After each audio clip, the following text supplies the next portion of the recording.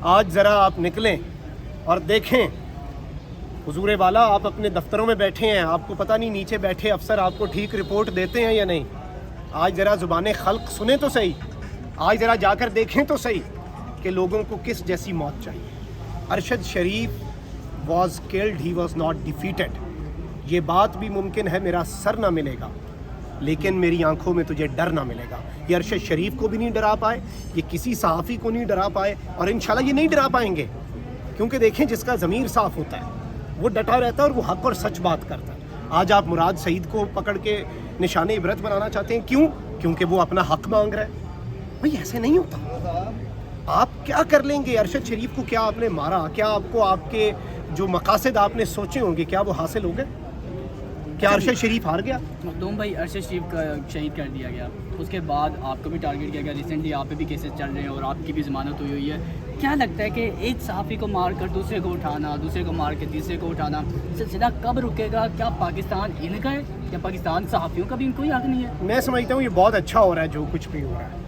اور ایک دفعہ ہم خان صاحب سے ملے تو خان صاحب نے وہ چارلس ڈکنس کی کتاب ہے ٹیل آف ٹو سٹیز، اس کا ایک کوٹ سنایا اور وہ بڑا اچھا ہے کہ it was the best of Times, it was the worst of Times. اگر آپ کو لگ رہا ہے نا کہ پچھلا ایک سال پاکستان کی تاریخ کا بدترین دور تھا تو آپ کو غلط لگ رہا ہے. یہ جو دور تھا یہ پاکستان کی تاریخ کا بہترین دور تھا. ہم سب اندھے تھے، ہم سب کی بینائی گئی ہوئی تھی، میری آنکھوں کے آگے مطالعہ پاکستان کی پٹی تھی. بلکہ آج پوری قوم کو شکریہ جنرل باجوہ کا ٹرینڈ چلانا چاہیے.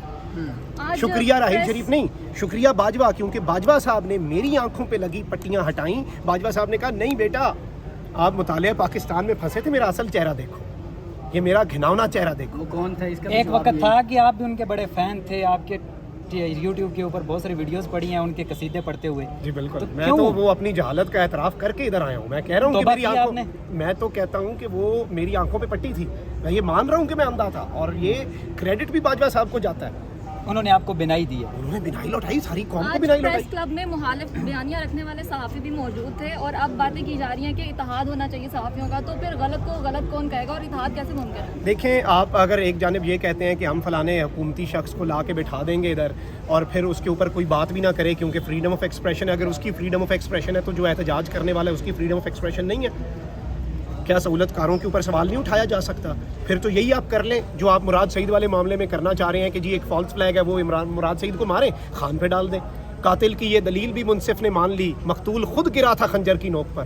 ہم سب کو مار دیں اور پھر ہمیں قبروں سے نکالیں اور پھر ہمیں پھانسی دیں کہ یہ مرے کیوں. اچھا مخدوم بھائی، اگر آپ گرفتار ہو جاتے ہیں، اگلا نمبر تو آپ کا ہی مجھے لگ رہا ہے کیونکہ ریسنٹلی جب ہم نے پوری جی میں ابھی ضمانت پہ ہوں، ابھی میں ضمانت پہ ہوں. اگر انہیں ضمانت ہم نے ساتھ ہی تھے، لیکن اگلا نمبر اگر گرفتار ہو جاتے ہیں آپ تو کیا لگتا ہے، کیا سوچ ذہن میں رکھی ہوئی ہے کہ کیا آپ کے ساتھ سلوک کیا جائے گا؟ اچھا، میں دو تین چیزیں یہاں پہ کہنا چاہوں گا کہ ایک تو یہ ہے کہ آپ جس طرح کے سوال میرے سے پوچھ چکے ہیں نا، اس کے بعد میری ایک کیس میں ضمانت ہے، انہوں نے میرے پہ کوئی نیا مقدمہ بھی انشاءاللہ درج ضرور کر لینا ہے. لیکن ایک وعدہ ہے آپ سے کہ انشاءاللہ جب بھی وہ لینے آئے تو پہلا ایک ہی بات ان سے کہوں گا کہ بہت دیر کی مہربان ہے. تو میں کافی دنوں سے ان کا انتظار کر رہا ہوں. روئیں گے تو نہیں نا؟ نہیں انشاءاللہ نہ روئیں گے. اور ایک چیز ہے کہ دیکھیں ڈر جو ہے وہ نکلے گا.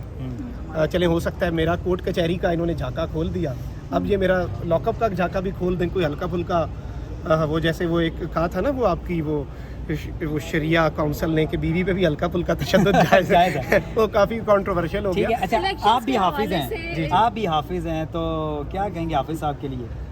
نہیں میں اس میں چلیں اب میں ایک لائٹر نوٹ پہ، ظاہری بات ہے obviously نئے chief and I personally think کہ I'll wait for a few more days or few more weeks before forming an opinion. لیکن چلیں آج آپ کو میں ایک لائٹر نوٹ پہ واقعہ سناتا ہوں. میرے ایک دوست تھے زاہد بھائی، پراگ میں یورپ میں جب پڑھ رہا تھا، ابھی آیا ہوں واپس، 4-5 مہینے پہلے ہی میری تعلیم مکمل ہوئی. تو انہوں نے میرے ساتھ 1 سال گزارا. میری ایک عادت ہے کہ میں جس طرح بھی آپ نے ذکر کیا حافظ، میں اپنے نام کے ساتھ بھی نہیں لگاتا اور میں یہ بڑا ایک پرسنل میرا اپنی چیز ہے، ہاں بتاتا بھی نہیں ہوں. تو وہ دوست جو ہے نا وہ بڑے ناقد تھے جنرل باجوہ کے. تو اچھا وہ میرے ساتھ 1 سال یورپ میں رہے، لیکن انہیں نہیں میں نے بتایا، وہ بڑے مذہبی پرہیزی آدمی ہیں اور بڑے ماشاءاللہ اچھے اور بڑے دیندار آدمی ہیں. میں ان سے سیکھتا تھا اور ظاہری بات ہے اللہ ہمیں بھی ان کی طرح بنائے. لیکن انہوں نے میرا یورپ میں کوئی اور روپ دیکھا ہوگا. تو چلیں یہ بات الگ ہے، یہ بیک ڈراپ پہ ہے.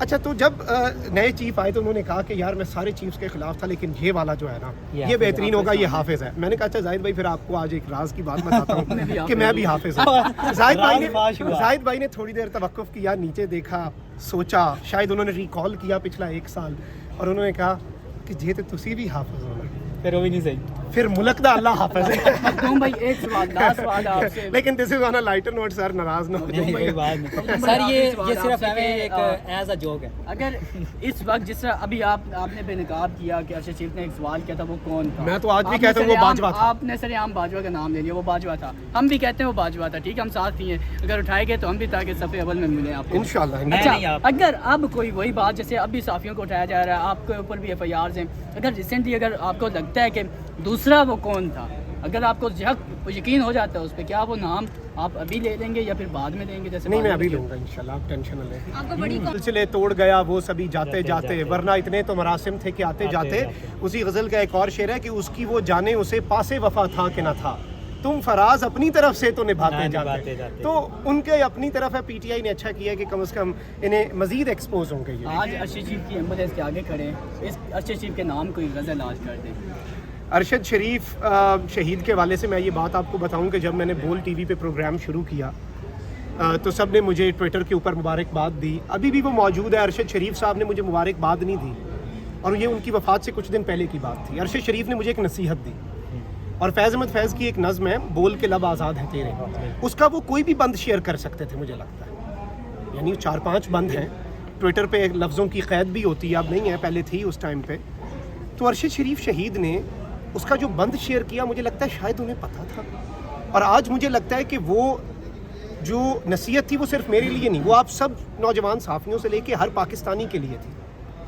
اور وہ تھی کہ بول یہ تھوڑا وقت بہت ہے, بول یہ تھوڑا وقت بہت ہے, جسم و زباں کی موت سے پہلے, بول کے سچ زندہ ہے اب تک, بول جو کچھ کہنا ہے کہہ دے, بول کے لب آزاد ہے تیرے. تو بولتے رہیں, کھل کے بولیں. کوئی ڈرتا ہے, کوئی ڈراتا ہے, یقین مانے ڈرانے کی کوششیں کرنے والے خود ڈر چکے ہیں, ان کا اپنا طرح نکل چکا ہے.